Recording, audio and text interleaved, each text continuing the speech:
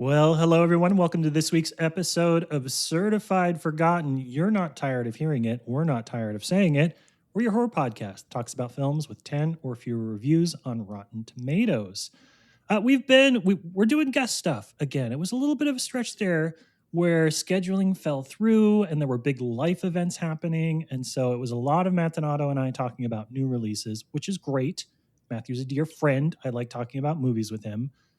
But I'm very excited to be getting back to the season of everybody bringing us their favorite weird, niche, underseen, small horror. It feels right, Matthew. It feels like this is what we're supposed to be doing. I mean, it is what we're supposed to be doing, because literally we started this podcast to be a guest podcast, and we never wanted it to be about us. We wanted it to be about the movies that you haven't seen, and I don't know, maybe you finding some diamonds in the rough. So, I mean, hey, last two episodes was Reflections of Evil, and I'm curious if anyone even gave that one a chance, because holy shit, that's a movie. But I think this is a little more palatable. This episode is going to be a little easier to digest, I think. Yes, this is a 4-quadrant broad appeal kind of title, I think, for the listeners at home that haven't seen it. So there is, if you didn't rush out and watch Reflections of Evil, we don't fault you for it, but you probably should rush out and watch this week's episode. That's all I'm going to say. We'll get into it. And in the spirit of getting into it, we do have a guest here who has been waiting patiently for all of the minute and a half we banter. So without further ado, we're going to bring on our guest for this episode, and it is going to be Mr. Louis Peitzman, entertainment journalist and co-host of Supporting Actresses. Louis, thank you for coming. Hello, thank you for having me. What a pleasure. And I waited a minute. If it was like a minute and a half, you said, that's like nothing. I've bantered for way longer waiting to intro a guest, so this felt really easy. I hate listening to myself talk, and I hate listening to me and Monocle just banter when someone's watching us, and I'm just like, no, we have to get them in here. We have to do this. It is a little weird, and I feel like I've been on, I'm sure both of you have been on episodes of our guest shows before where that intro piece is like 20 minutes long and it's full of inside jokes, and you're just like, oh my gosh, we haven't even gotten to the subject matter. So the one thing, love us or hate us, the one thing that we do aspire to have is brevity. So we've got that at least. I mean, brevity on a podcast is rare and important and should be celebrated. So congratulations on that. Thank you. If we end up at like the 59-minute mark on what is supposed to be an hour-long podcast, I'm going to start shooting daggers at Donato with my eyes. And we'll wrap it up really quickly there. All right. So first appearance on Certified Forgotten, Louis. We are, as always, interested in your relationship to the horror genre and maybe what those first influential experiences were. Some of our guests have talked about they got into horror because of books. They were able to read stuff that they got away with because their parents weren't keeping a close eye. Others remember sneaking into a movie theater. So I'm kind of curious, where did horror start for you? Yeah, so I grew up afraid of everything, like rational and irrational fears. I read a lot of horror. I was like reading Stephen King in middle school, and I was like very horror curious, but also a scaredy cat. So I didn't really watch anything. I was just like a big reader of horror. And then it wasn't even really until I got to college that I really got into horror. I took a summer course, not because I needed the credits, but I was just a loser who had no better summer plans. So I did a summer class on the horror film, like taught by a grad student. And it totally like changed everything for me, because it was like the first time that I understood horror as like a genre that could be taken seriously and like really picked apart. That we watched Nightmare on Elm Street 2, which was very, very formative for me, and remains important in my life. And yeah, I mean, like after that, I was just like very committed to horror. It was really like a switch was flipped. So I credit that one class with my horror interest now. Yeah. As a fellow scaredy cat who was also afraid of everything as a child, and it did take me until about college to really fall into horror as well, and I've told that story a bunch, but like I had a specific fear as a kid, and it was Chucky, and he put me off of horror for a while. Did you have something that turned you off of horror too, or was it just an overarching anxiety fear thing? Definitely like anxiety broadly, but also I was very scared of Freddy Krueger. I think there's always going to be like, I guess, yeah, you had Chucky. It's like whoever you see at Blockbuster on the covers of VHS tapes that, you know, you're most alarmed by. I also, though, do you remember, like, I don't know how old you both are, but assuming we're like relatively similar age, when you used to have to like watch the channel that would tell you what was on the other channels, Yeah. and they would play ads for Tales from the Crypt with the Crypt Keeper.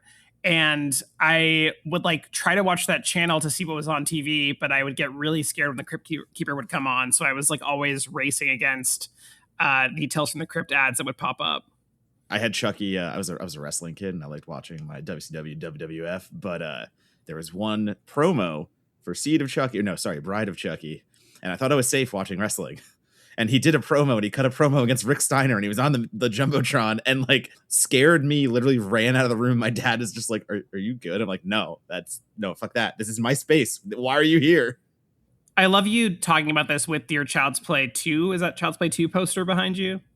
I conquered the fear. That was a big, yeah. I made sure that was like one of the first slasher franchises. I finally, like, when I became a horror fan, it was the conquering of the fear.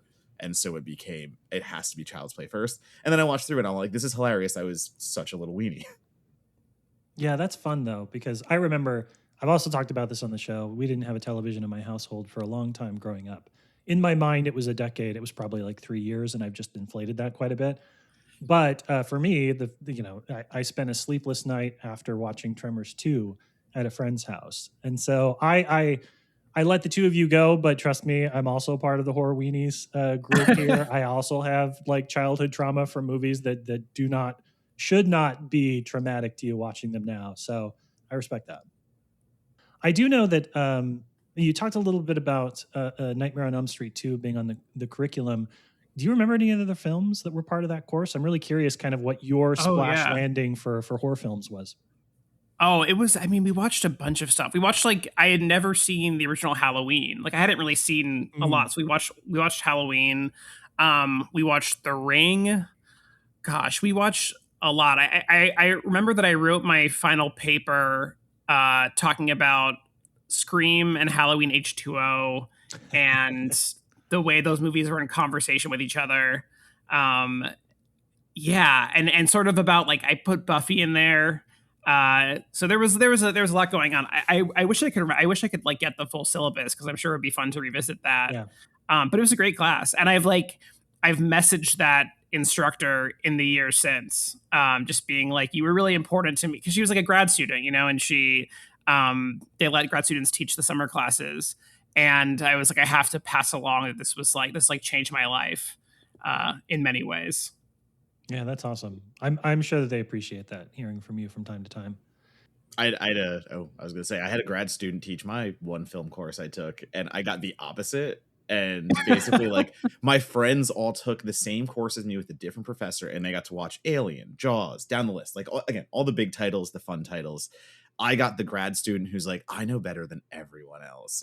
I understand he was trying to give us a foundation of the classics in the way that our filmmaking technique classics and all that stuff. But like, my friends were watching the big blockbuster fun stuff and getting like a real in-depth analysis again of like an Alien franchise, where I was like Stagecoach and The Limey and M and all these other things. And I'm like, this is intro. If I wanted like the deeper stuff, I would have done that on my own. But like, I don't know. I was so jealous of my friends who got like the rundown of basically, like you were saying, the Halloween, the stuff like that. And I was like, I was a little bummed. I got the pretentious guy.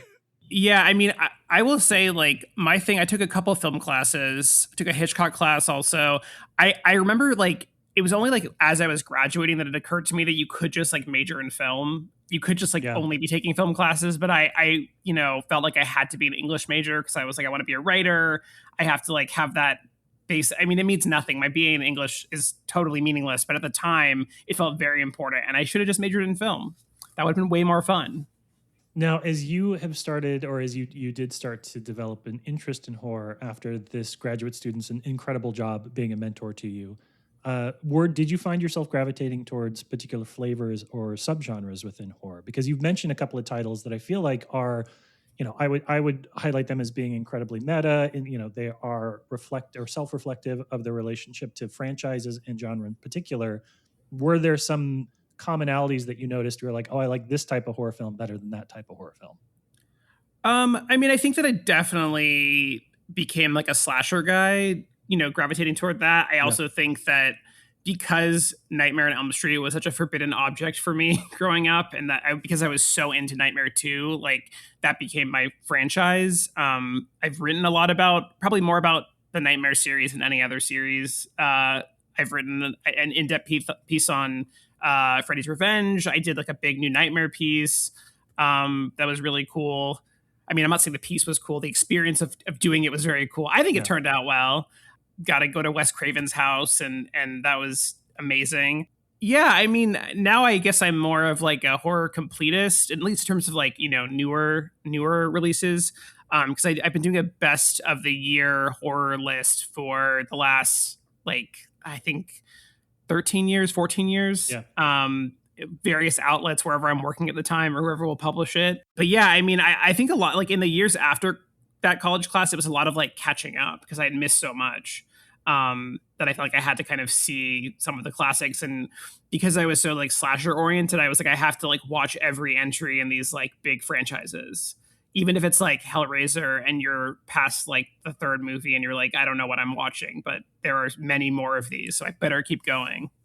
I kind of want to put the two of you in dialogue with each other because I either haven't seen it or don't remember it. But what are your feelings on the Nightmare on Elm Street reboot, remake, the Jackie Earl Haley one? Did that one work for you? I know Donato has the thoughts on that one. Oh, it's terrible. It's like, it's okay. awful. Yeah. All right. Yeah.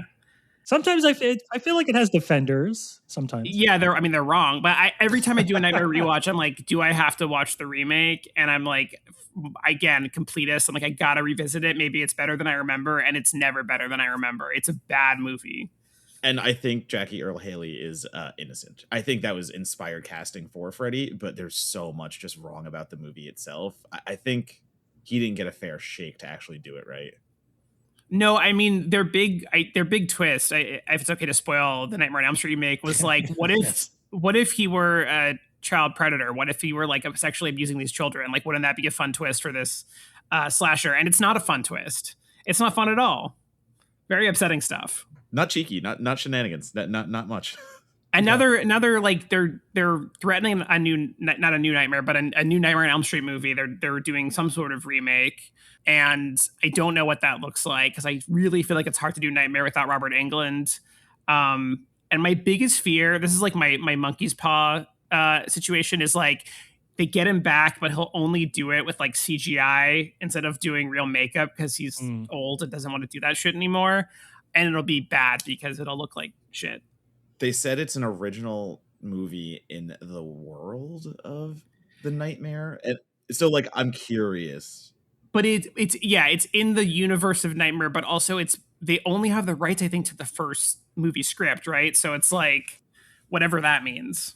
Yeah, exactly. And to me, the fear is, I think there are so many ways to remake so many horror movies. I'm a pro remake person. I think you should not be that, like, I don't know, pearl clutching about the old horror movies. And if you have a good idea for a remake, I don't know, we've had some pretty good remakes, but in the idea of a Nightmare on Elm Street and something so iconic as Freddy Krueger and Robert Englund being so tied to that, I go back to Child's Play and the Child's Play remake. And no matter what, I mean, they did everything they could. They got Mark Hamill, they got the voice of a beloved voice actor to do the new Chucky, and still it just wasn't Brad Dourif. And it's like, it was never going to be as good. And I think that Nightmare kind of has a little bit of that quality where it's like, no one's going to be what we want because Robert Englund is Freddy. So we're all just going to be like, well, might be decent, might be Kevin Bacon, might be some, I don't know. Like, I think there's a lot of inspired choices you can go down that list, but you're not Robert Englund, and that's what I want for my Freddy forever.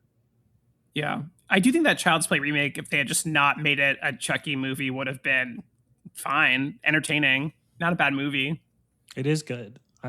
Donato and I fight about that offline and on. It is good. It's a good movie. And it's a good AI horror movie. It's not a good Child's Play movie. You got to let the franchise disconnect wash over you and just go, appreciate the movie that they made and not where it sits within the canon of the rest of the films. Ask our guest another question. Okay. Well, all right, guest. We don't need to go down that road. You have, you studied writing. You had an emergent love of film coming out of college. I'm kind of curious how you got into writing as a profession too. I mean, hopefully if you get a BA in English, that's the goal. That's where you end up regardless. But I know that the media landscape has changed quite a bit over the last, 15, 20 years. And I'm curious how you broke in and then how you've kind of continued to work in this industry, even as a lot of not great stuff has happened in it. Yeah, I mean, I would say that I make a lot of bad choices and I'm largely masochistic, and that's why I'm still doing this. Nice. I started, I mean, when I was in college, I was working for the paper and like writing reviews. Worked for an alt weekly like right after graduating. I did an internship. I was like writing capsule reviews, and I was just like trying to, stay in that world as long as possible. And then I've like had various freelance or full-time jobs in the years since. I have been quote unquote full-time freelance for like 2 years now, which is an endless nightmare. I don't know how anyone does it. Aside from like working a job that gives you a little extra money and then like depleting your savings as freelance for as long as possible before you have to actually figure something else out. I love writing though. I mean, like I'm so negative about media and the industry, but like I don't know what else I would be doing. So it's what I'm still trying. But yeah, I mean, anytime anyone like younger asks for guidance or advice, I always feel like I have to be like brutally honest because it's only gotten worse since I graduated. Yeah. 18 years ago. Yeah, I had someone reach out a few years ago, which was a very validating experience for me. But it was like a local college kid who had come across my writing and was like, "Oh, can I set up a 30-minute?" It's for, I guess they were part of their program, their media program, was they were supposed to reach out to writers and have like conversations with them. And it was very hard for me to not just overtly be like, "You don't want this." Like, Donato and I are the lucky ones in the sense that we have a full-time career outside of the industry and we get to do this more on our terms. If we wanted to do this any more than we did, I think we'd have a really hard time with it. And that's like success. Success looks like you get to do it some of the time, not all of the time. I think, I have so much admiration for the writers that are able to make this, whether it's full-time freelance, whatever it is, like be able to do this as the only thing that they do, because I feel like it's just a day in, day out dogfight to just always have stuff coming out, always have a next piece lined up. My thing is always like, again, like when people find out I've had a full-time job this entire time I've been a critic, like that it's that little thing where like their jaw hits the floor because like, how are you writing everything you're writing and also have a day job? And I'm like, because I can't see myself doing this without the day job at this point. Because like if some of the writers that I have read growing up and like becoming a critic and all this stuff, like everyone who I am like, you are so talented, like you're at the top of the upper echelon of this career, and like they're struggling and they're getting laid off. I'm like, there's no path forward for myself at this point. Like if there ever was, it's probably in the industry, but not as a critic. But it is that thing of, it's that fear. Maybe I think like I've personally never been able to do the full-time freelance thing. Like I have that fear in me where if I ever tried it, so like I have the utmost admiration for anyone who can make full-time freelance work, because to me that is the most anxiety inducing scenario possible. Yeah, I mean, the people that I see who are like really, really making it work are producing at a level that I find baffling, because I just like cannot write that much that quickly. I don't know how they do it. Also, like the hustling of constantly pitching and constantly, and then like you have to, once you pitch, you have to like hassle people to actually pay you. So it's like it's a kind of an endless thing. But again, it's like the only skill that I have, so I'm not sure what else I would be doing.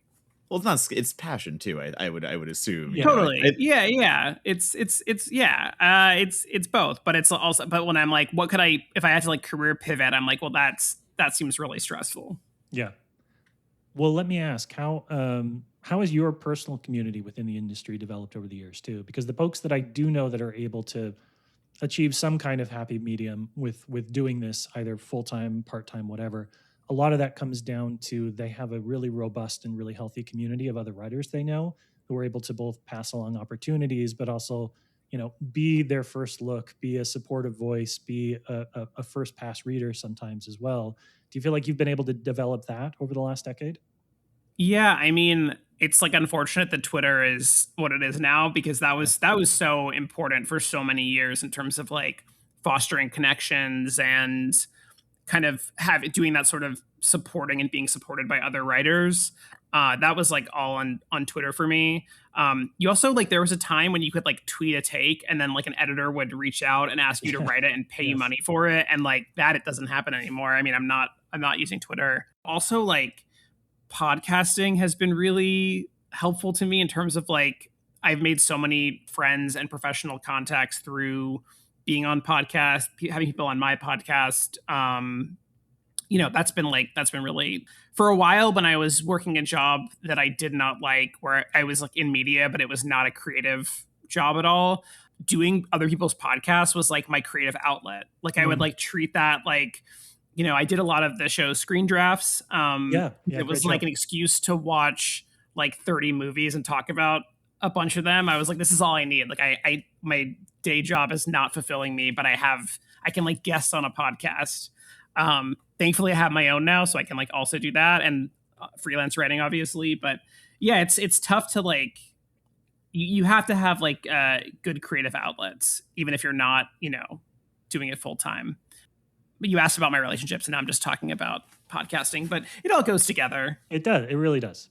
I mean, like I fuck with Monocle on the podcast, and I just did prior, like about talking about remakes and stuff. But I do feel, while I am not making any money off this podcast, and this is something done out of love, like it is the thing I am most proud of at the end of the day. Like I love that I'm able to write still. I love that I'm getting bylines where I'm getting my bylines, but it is that creative outlet idea of it. And it's, we get to come here and no longer dictated by SEO and stuff like that. We can talk about movies that no one's talking about. And that's kind of fun to me. I don't know. I like being outside of the conversation now, because the conversation has gotten so shitty, and it's not even on X. Like I agree. Like I've been off X as long as possible. Like once all that shit went down, and there is no replication of it. And even Blue Sky, I try to use Blue Sky a bunch, but like it's not the same community or whatever you want to call it. Like it's just kind of like, I feel like I'm posting my work and it feels selfish because no one's engaging kind of stuff. So I miss it. And that's why this has become like a safe haven for, again, bring on people that I want to talk to as well. And Monocle too. Like we bring on people we want to talk to, because it's like I have read your writing for a long time. Like as I was coming up in New York City, like as a critic, like you were one of the names. I was kind of like, who do I want to write? Like who I want to be like who knows their shit? And it was you and a few other New York writers that I read a bunch. And like, that's how I kind of crafted my style. So like, I think it is a testament to, again, like passion, drive, ethic, all that stuff of you're still here. I mean, that's a good thing. Well, I appreciate it. And also I'm wondering if we should like pool our resources and buy Twitter to kind of just again. I feel like I have some great ideas of how to fix it. So maybe we just, all put in some money. Yeah, just a few dollars, Yeah, exactly. And then we just get it back. I'm going to go on GoDaddy.com right now and see if the domain Twitter 2 is available. We'll find out. If there's no Twitter 1 now because it's not Twitter anymore. So Twitter's open. I think we could just use that. Yeah, that's true. I suppose we could do that. Yeah, I know that I agree. Like, I also like to fuck with Donato last night. I maybe went out for dinner with my wife, had a couple of beers, and then went on to the Merry Hour with Barry Nemiroff and sort of heckled Donato in the comments lovingly, not in a way that would get me banned from the show, I would like to think. But the podcasting thing is real, right? Like the fact that, unless you're traveling for a bunch of festivals and seeing people or seeing people at screenings regularly, a lot of times you're just sort of ingesting people 210 characters at a time or 180 characters at a time or whatever it is. And I do find that us doing this work, it's nice to meet people in the industry that you admire, filmmakers, writers, things of that nature. But it's also really great to have, I think I like it best when we have other entertainment journalists and writers come on, because I get to spend an hour with somebody and get a real feeling for who they are. And then that way, the next time I see them in my feed, it makes me, they're a real person. They're a fully formed person that I want to connect with. And I do feel like I have developed better relationships with people that I previously knew because they were a guest. And I was like, oh, they're actually really fun to talk to. Like, I want to continue to engage with them. And some folks, you get them on a microphone, maybe they're not. Maybe they're not the person that you want to spend a lot of time with, which is fine. This is all so nice and positive, and all I'm thinking is like, surely you've had some bad experiences too. Like, I mean, we've all, I'm not naming any names. Yeah, don't name names, but we've all had that too. Yeah, when you realize, for me, it's always, again, this is not really a knock on anyone, but it's always how quickly someone comes with a movie, and it's just who has like a few in the barrel and who comes back to us and is like, yeah. None exist. What are you talking about? And I'm like, oh, okay. You can't find a single movie that fits our criteria, where I have guests coming with 10 movies on a list and saying, can I come back? All right. It was a fun challenge, I will say.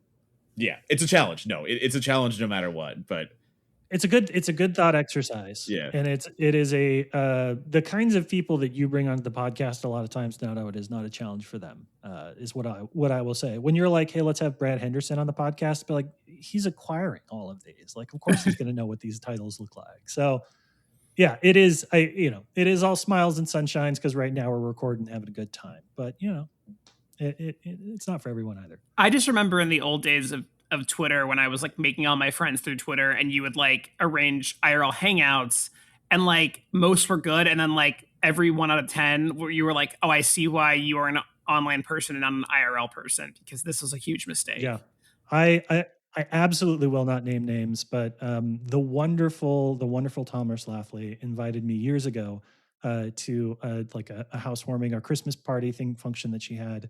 She's incredible. I love her so much. And I went and I got to meet a bunch of writers that I had looked up to for a while, and I don't look up to them anymore, is what I'll say. Not everybody works in person. And sometimes people are just socially awkward, and sometimes I am socially awkward. So I feel like I always, you got to give some allowance for that. Sure. But people are shitty in all sorts of other ways too. When it's the 10th time and you don't know my name yet still, and I've introduced myself 10 times, that's the cutoff. My wife and I maybe got an earful because we like Jackie and other writers didn't. It was that kind of a thing. So, that's the kind of... You were right. So, Yes, we were. Thank you. See, our guest proves it. Well, let me ask you one last question kind of about your writing background as well before we talk about today's film. You have written about a lot of different things, and I think that's sort of a necessity of being a professional writer. But I know that a lot of folks who, especially if they're interested in horror, the thought process is, this is all I have to write about. I've got to get like an inch wide and a mile deep. Like, I've got to focus on horror. And I think that you're a testament to the fact that you can be writing about different genres, different industries. I mean, I love reading your theater stuff as much as I love reading your film stuff. I think that there is a lot that you do that shows that you don't have to super specialize. You don't have to kind of narrow that down.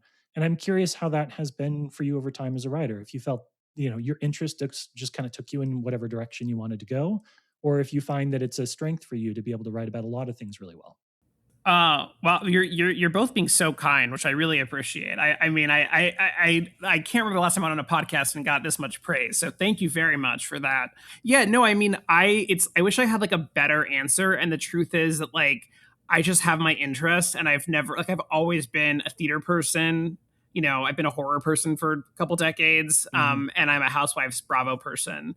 And so like, those are my passions. And so I've always just wanted to write about those things. I definitely have had times where I felt like I should have been more specialized.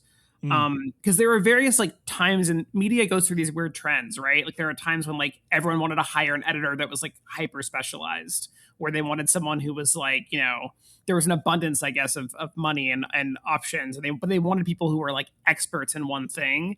And then there were times where it was like, you have to actually know how to do all things. And I've worked jobs where I was hired to write about entertainment, and suddenly I was a COVID health reporter because, shit happens, like a pandemic, and like everyone has to know how to do everything. But I mean, I just can't imagine giving up any of my passions. Like, I feel like I have tried to kind of always gravitate toward those like three areas. I don't know that like in my future there will be a full-time Bravo editor at any publication. Maybe like People, but it seems unlikely. And theater writing, I mean, like, I moved to New York in large part to like write about theater, and that's always been the hardest to like get, paid for. I write on my newsletter now for free because I have to write about, I'm in the outer critic circle, so I have to write some reviews. Yeah. I just put it on my newsletter because theater is like really, really tough. No one wants to read theater stuff. The theater publications are kind of all fluff. Not all of them, but they're mostly fluff. They're mostly about selling tickets. So it's hard to kind of like do any sort of deep dives or be more critical. And, it's a big passion, but yeah, there's no money in that. I was going to say, like, I mean, when I started writing, I was also doing everything. And like, it felt good to be a well-rounded critic. And like, I know I was getting received better in the large part because like I was being recognized by other critics who I was just like, wait, how do you know who I am? And it was writing about everything and being well-rounded. But, I've never been happier than I am going niche and like focusing on horror so much. Yeah. But the flip side is you can't ignore it. Like the money is not there. Like, I mean, I love writing about horror, but all the horror sites I write for, you compare that to the bigger publications, and you're always sacrificing something. There is always something you're giving away to be like, all right, well, I'm going to chase my passion niche. I'm going to do that. And it's like, well, I'm not making as much money now. All right, let me go back and do everything else. And it's like, I'm making more money, but I'm stretched so thin, blah, blah, blah. Like, so you really do have to really be passionate and feel comfortable about the path you're taking, and just know that like there's always going to be something that's not perfect about it. I don't think there's any facet of our industry that I can look at and be like, I would be 100% happy there, because there's I would be so alarmed if you had an right, answer exactly. like that. Yeah, I have really, none. really troubling. Yeah, it's fun that Donato's like, well, I just published my 18th shark movie review of the year. I can't believe I'm not getting paid $200 for each of these. Where are my thousands? Why am I not rich yet? All right. Well, we are going to take all of that critical analysis, all of that background and experience we just talked about, and we're going to use it to discuss Phantom of the Mall, Eric's Revenge. So we're going to take a quick break. And when we come back, it is time to haunt our nearby mall. We'll be right back.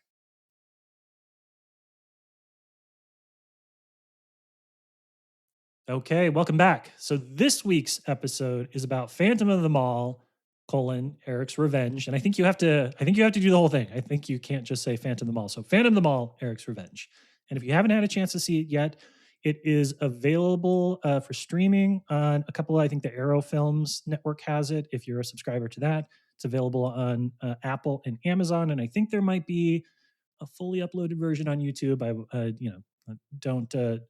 Don't let me be the final word on that. I will say that I went to rent this off of Apple TV, and it cost $3.99 to rent and $3.99 to buy. So I own it now. Why not?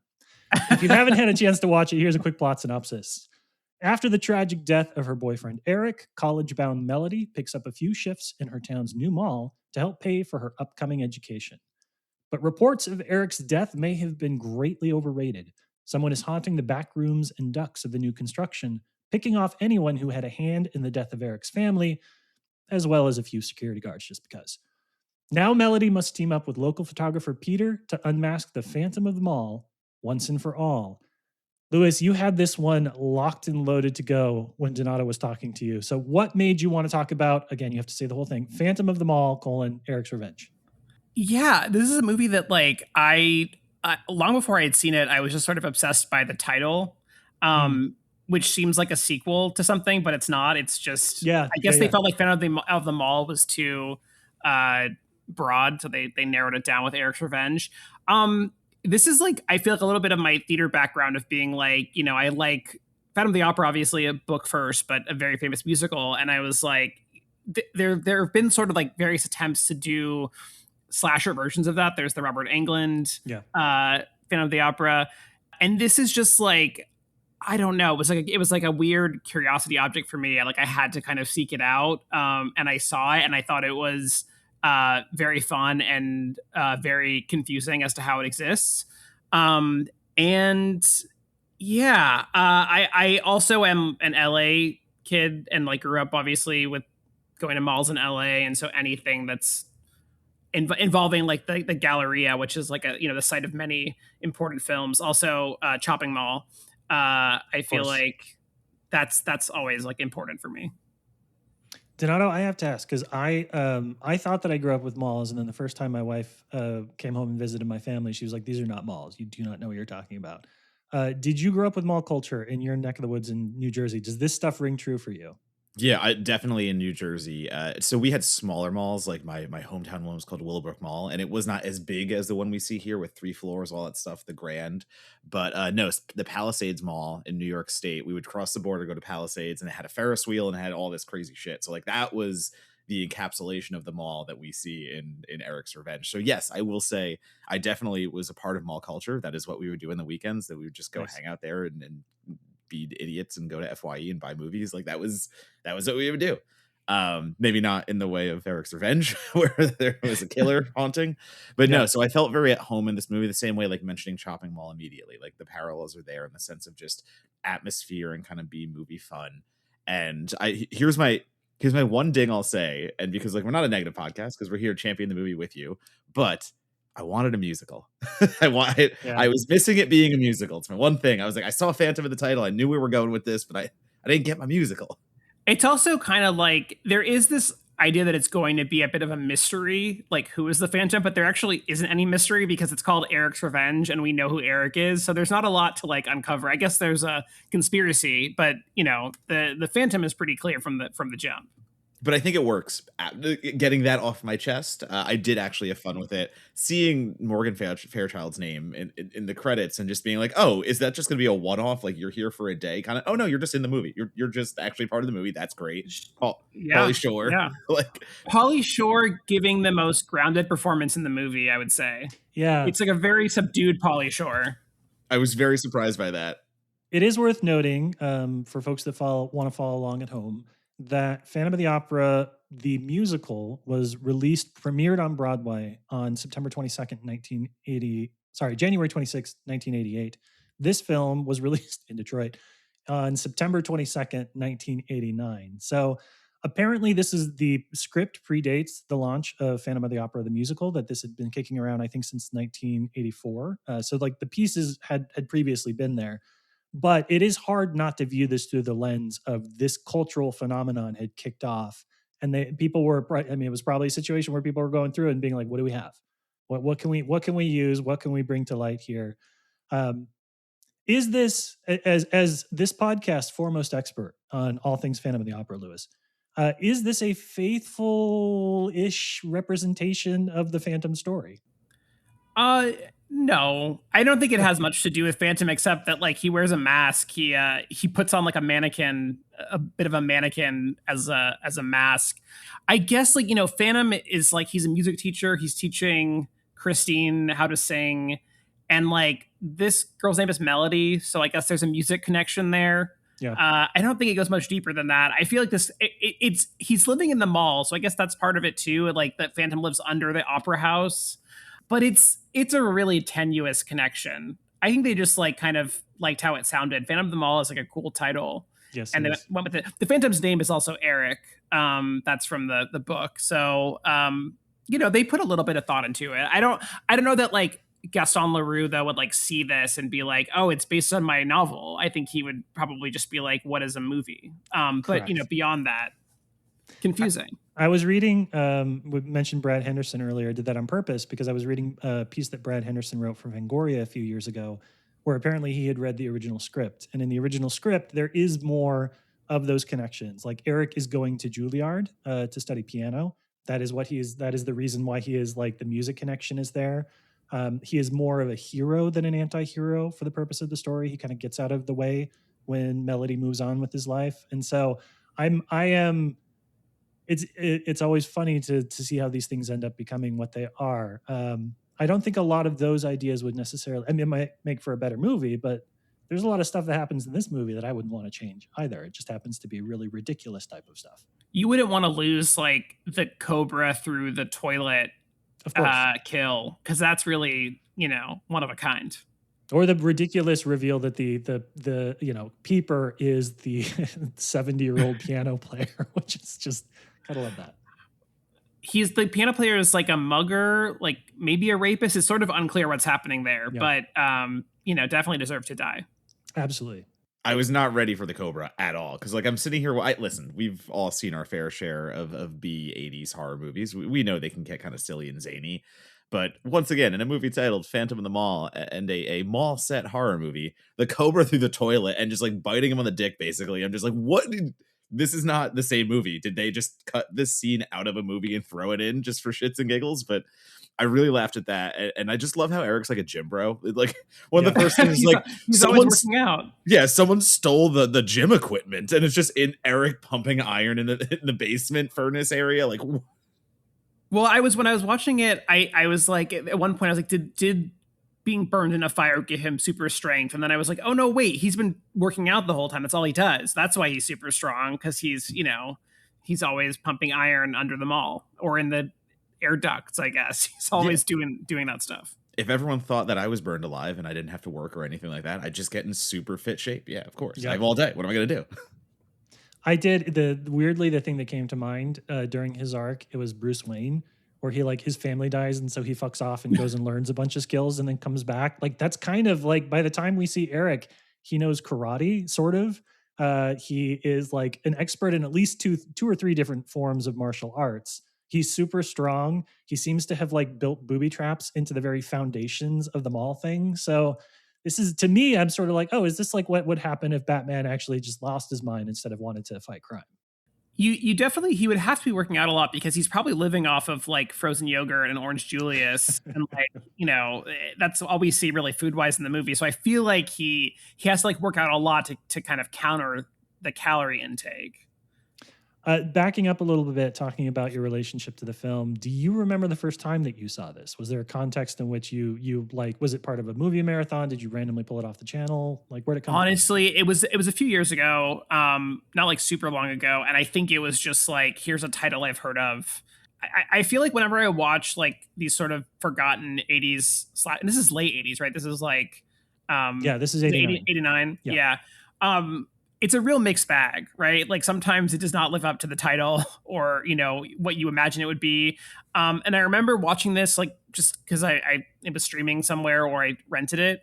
And I remember being like, it's much, the kills were like a little bit gorier than I expected. Like one of the first kills is like head into a fan blade, which was a lot. And I was like, well, that's fun. And it was the mall. It lived up to the title in terms of how much mall was in it.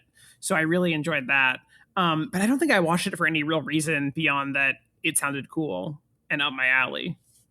Now, Donato, you have your big caveat about the fact that it should have been a musical, but this screamed Donato movie to me, pretty much from wire to wire. Yeah, because once again, you're going back to Chopping Mall. Once again, you're going back to a scenario where I sought comfort. A mall for me was home in certain ways. A mall for me was where we would go have fun and do all these things. So if you could do something silly there in the horror genre, I'm immediately taken to it because I am imagining myself just being in that mall when some of that shit was going down. And that would be hilarious on so many levels for being in a horror movie, but also be terrifying at the same time. So I think there was a nice balance of the tropes of mall culture being converted into a horror movie. And I mean, the one basically like the mall owner's son, just being a little shitbag and running around and like just being the biggest piece of shit possible. And the way he dies is insane.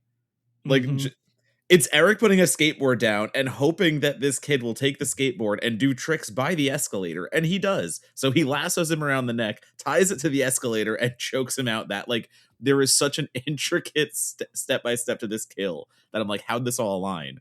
And yet it is hilarious. Yeah. So when you have a B-movie horror movie for me that takes way too much investment in certain aspects and then leaves like the story just nebulous and doesn't give a shit, I mean, be overcomplicated on the things that don't matter and let the things that do matter just kind of like skate by.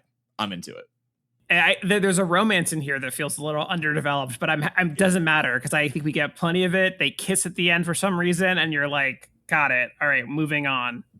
But then there's also the sex scenes that are basically like the cheesy porno music. Like you're watching this horror movie and then it smash cuts just like it's breakneck just right into like a bed sex scene out of like a fucking Fabio romance novel kind of thing. I'm like, yeah, how is this movie going from movie to movie to movie? Like it doesn't feel like it should fit together.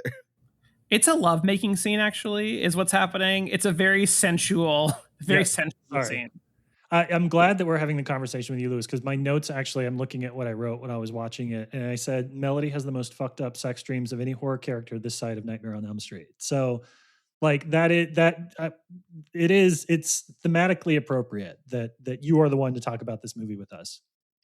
They're because she imagines like being at one point being like doused with gasoline, or they're like because they were in his bedroom before the fire started, the fire that he easily could have escaped from. Correct. Somehow he burned half his face off, but he seemed like he would have gotten out fine. What do you mean he got bonked by a dresser? Yeah, that's right. Well, and of course the worst of the sex dreams that she has is when she cycles from Eric to Peter and then to the guy that killed Peter or set the fire, which is just such a delightful little sequence. That is a weird triptych of lovers for you to be dreaming about. She has good taste in men, though, I must say. Like, she has some attractive dream sex partners, I guess real sex partners. Good Melody. taste. Yeah. I will say I had one of the things that it's a surprisingly it's a weird cast, right? You know, it is we mentioned before people like Morgan Fairchild and Pauly Shore in the same film is odd. Horror fans will be happy because Ken Foray is in it, not as much as he should be, but he's in it a good amount as well. The thing that really tripped me up though while I was watching it was the presence of Jonathan Goldsmith. Who folks at home may know as the most interesting man in the world from the long running beer campaign. And he is, and this is one of those, like, sometimes you watch movies from the 80s and you're just cognizant of the fact that people age differently. I am at least a year older, depending on how old he was when he shot this. He was 41 when he shot this film. I am 42. I am a year older than he was. And I feel like he looks a decade older than me. And so the most interesting man in the world as a young man who still looks older than me is something that it took me an embarrassing amount of time for me to get over while watching this film. I think he's always looked the same age. I think, like, I was looking at his Wikipedia picture is from 2009. He looks exactly the same in that. I think he recently made another one of those commercials. They did like a throwback one in January. And he's 87 now. Some people just look like that. Some people are born 50 and live their lives that way. But it's not a cast that you would normally think of in a horror movie, but I kind of, and it's easy to come on here, and I'm sure there are people that have talked about this on their podcast before and been like, Pauly Shore, Morgan Fairchild. They all kind of work. Like, the flaws of this film are not these actors putting in these performances. Like, they're given cheese and they make a cheese plate. Like, I was kind of impressed. And Donato, I feel like you've seen a lot of bad actors in a lot of bad movies. Like, they're not the problem here. No, I was actually going to say it works as a bit of, it's not even stunt casting. I was almost going to say stunt casting, but it works in the sense that I miss when more theatrically trained actors and more, let's say, professional trained actors were doing horror movies in the 80s and stuff like that, because you just got a different sense of, I don't want to say we don't get good actors in horror movies. I don't want to set that up and say like there aren't any good actors in horror movies or stuff like that. That doesn't happen. But I was watching It's Alive the other day, like the 74 version, the very first one. And because it casts actors who are just more dramatically trained, there are scenes in this cheesy B horror movie about an alien baby or a mutant baby, whatever you want to call it, that hits so deep because you have actors just giving it their all because that's all they know. And I look at Phantom of the Mall and something like Morgan Fairchild and having her in there. And when she pulls the gun out, it's like, it's impossible not to love that moment, because you're sitting there going like, this is Morgan Fairchild, but she's playing this so straight. And now she's a gun out. Now she's like the evil kind of like corporate entity, Morgan Fairchild. And then she gets thrown out a window. If that was just a random person, yeah, that's a cool scene. That being Morgan Fairchild being willing to do that, it absolutely elevates it to another level, because not only because she is a good actress and she is giving it what it deserves, but yeah, it's the stunt of it all. I want to see these A-list celebrities getting thrown out windows. I love that kill, especially that's like the very clear body double falling, which I always enjoy. I mean, I think that they have people that you've heard of in this movie, certainly. They also have a lead she's a Playboy Playmate. Don't think she did a lot of acting outside of this, but is totally fine. Like no real complaints. Yeah, she's fine. And what's his name? Rob Estes, who was on who I watched on the 90210 reboot, who's on Melrose Place. You know, always happy to see him. And Pauly Shore, who I feel like just a couple years after this would be playing it totally differently. Yeah. But like this is sort of pre-stoner comedy Pauly Shore. I have to say, I am not familiar with Pauly Shore's filmography. So when I had this on in the background, Andrea, my wife, said, "Oh, is he doing the voice?" And I was like, "What voice?" He's talking. She was like, and then she listened and was like, "Oh, he's not doing the voice." I was like, "Does he have a voice?" And so that sent me down a little bit of a YouTube rabbit hole. But I know him as a comedian. I would have put him in like kind of like a Carrot Top level, where somebody that got famous and then did a couple of films because they were them, not because they were, talented.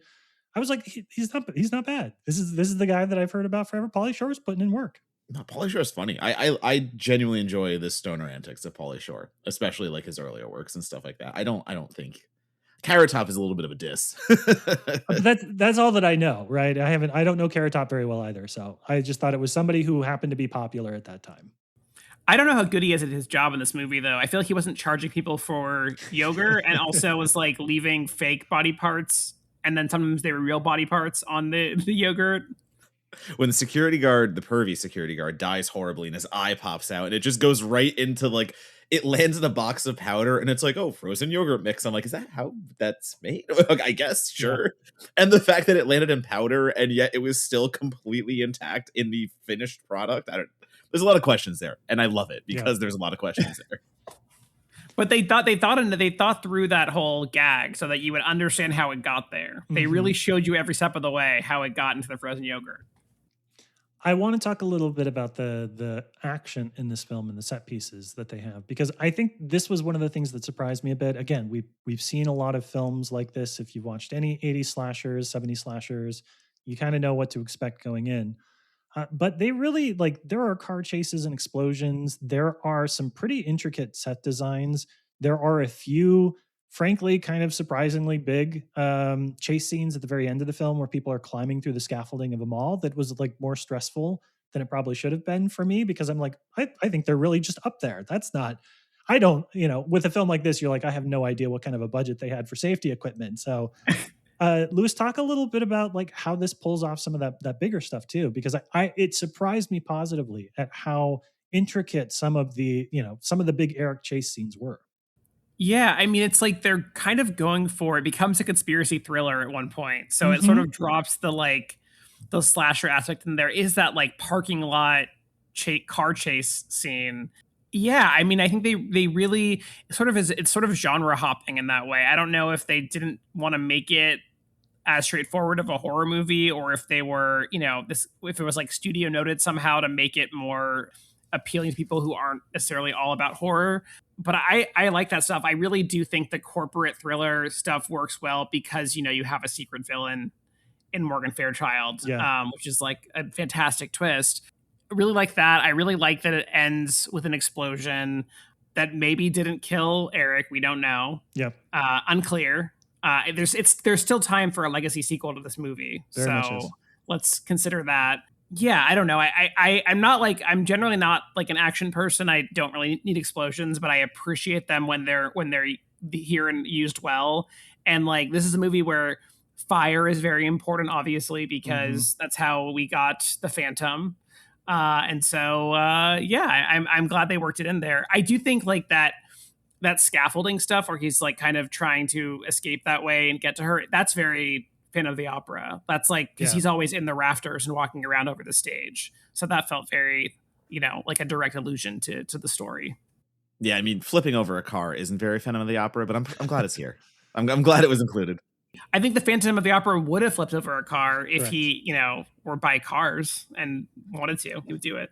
But I think that is a testament to the lengths the movie is willing to push, because the stunt work here is very fun, and it's accomplished too. It's not just throwaway stunts. It's not a little here, a little there. Like, legitimately, if you're going to go all in and like trash a car like that and completely throw it over into a bunch of other cars, like you're doing Blues Brothers shit. Like you're going harder into that than any other 80s B movie might try. And again, I brought up the Morgan Fairchild like thrower out a window like 5 times already, but that is a big stunt to pull off. Like, that isn't just an easy thing. So I think there were a lot of very action-minded sequences here that made this a little more enjoyable, because like Phantom of the Mall is not a very scary movie. It is a B movie horror movie. It's definitely in that camp, but it's not a big creature feature. It's not those kind of scare you horror movies. So I think they compensated by adding elements like that and really going above and beyond, where they're like, okay, well, let's try to go hard in this killer. Let's try to go hard in this chase scene. And I think it's just, again, like, you don't see stuff like that in a B movie horror movie these days. I think there's a very much like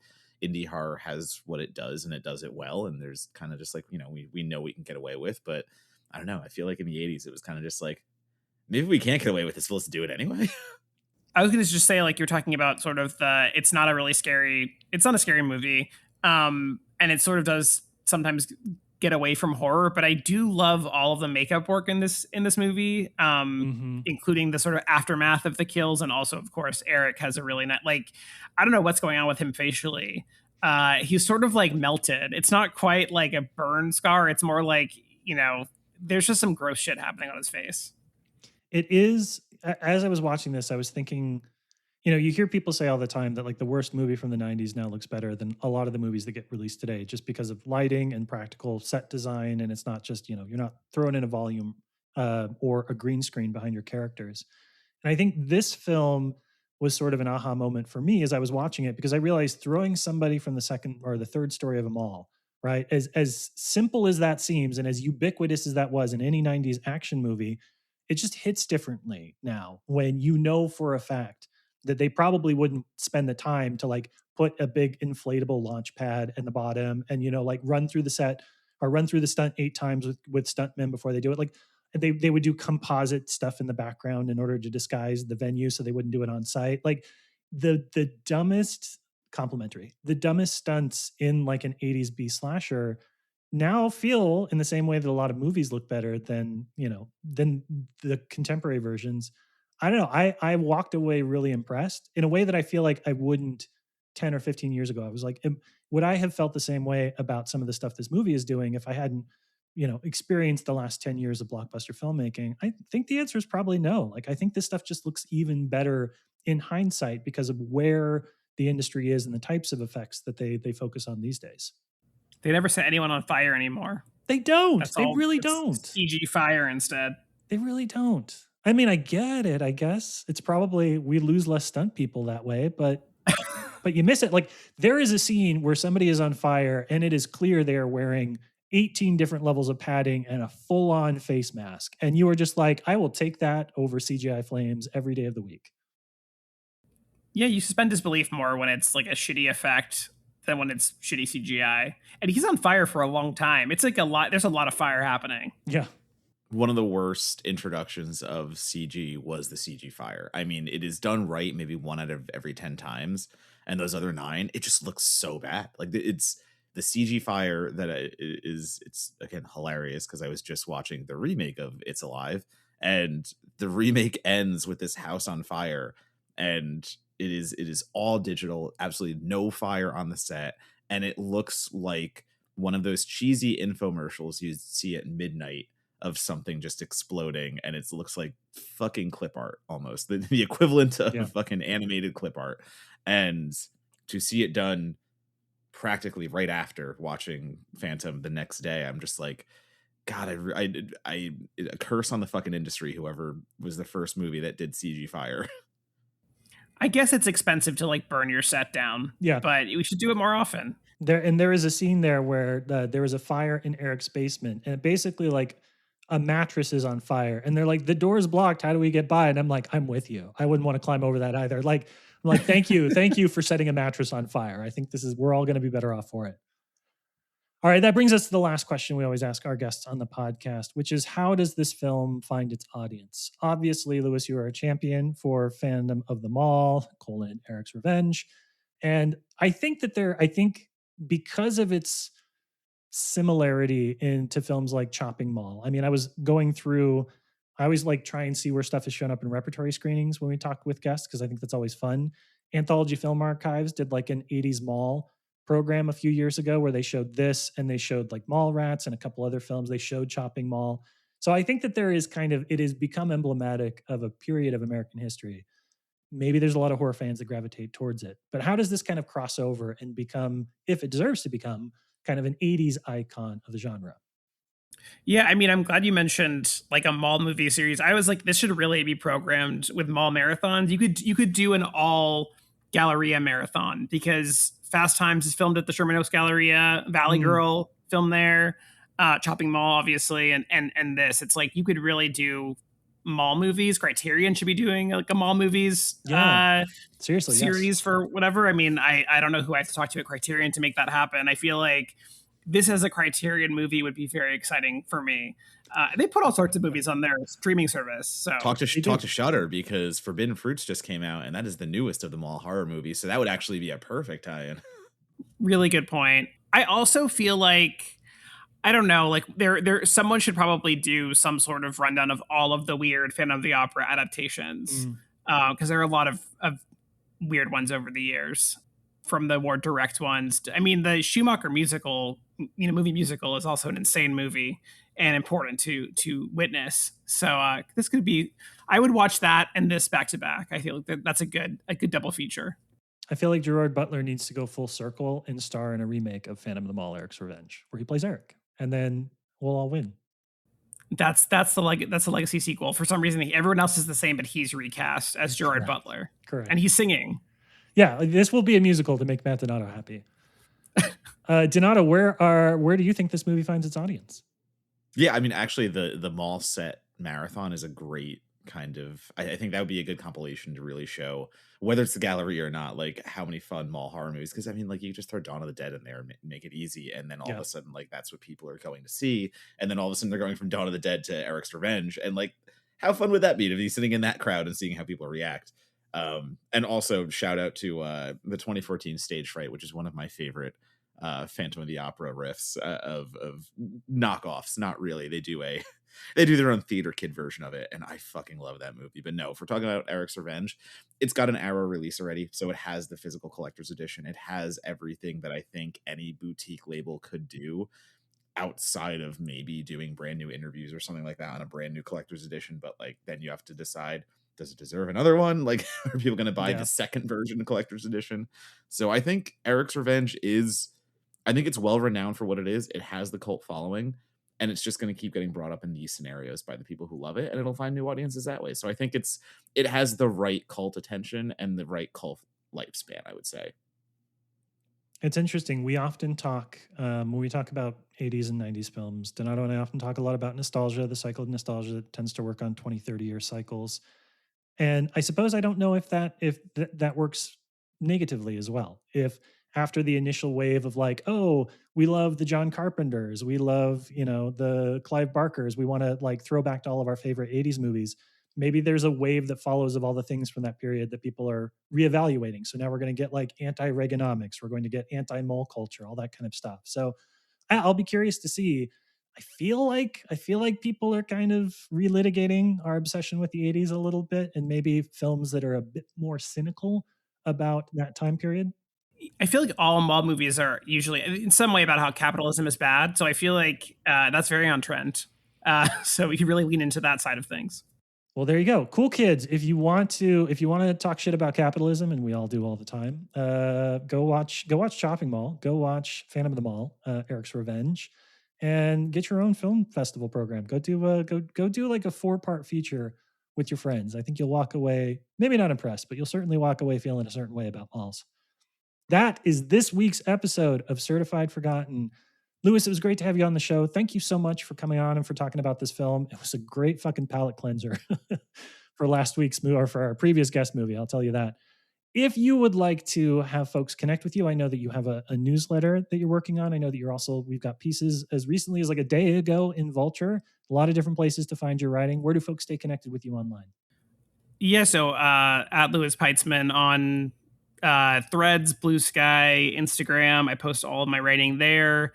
I have a Substack, same name, where I post occasional theater pieces, but like don't expect anything regularly.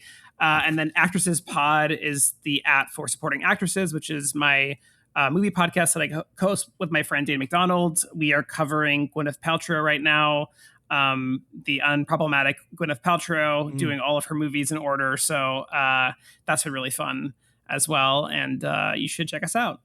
I have not listened to your podcast yet. So for those who are always curious, length and frequency, about how long are the episodes and how often you guys come out? Oh, okay. Well, now you're putting me on the spot, and I have to admit that our episodes are often 2 hours, but we're trying to do more 90-minute episodes. I love it. We're trying to do more 90-minute episodes. I am trying to do more 90-minute episodes. But yeah, between 90 minutes and 2 hours, I would say. And they come out every week. Awesome. All right, there you go. Donato, how do folks stay connected with you on the internets? It's the same as every time you listen. It is at Donatobomb on Letterboxd and Instagram and Blue Sky mainly. Those are the three. So at Donatobomb, DONATOBOMB. And yeah, we're got one more month left, and then it comes horror festival season. So trying to catch my breath before I am out of breath for the next fall.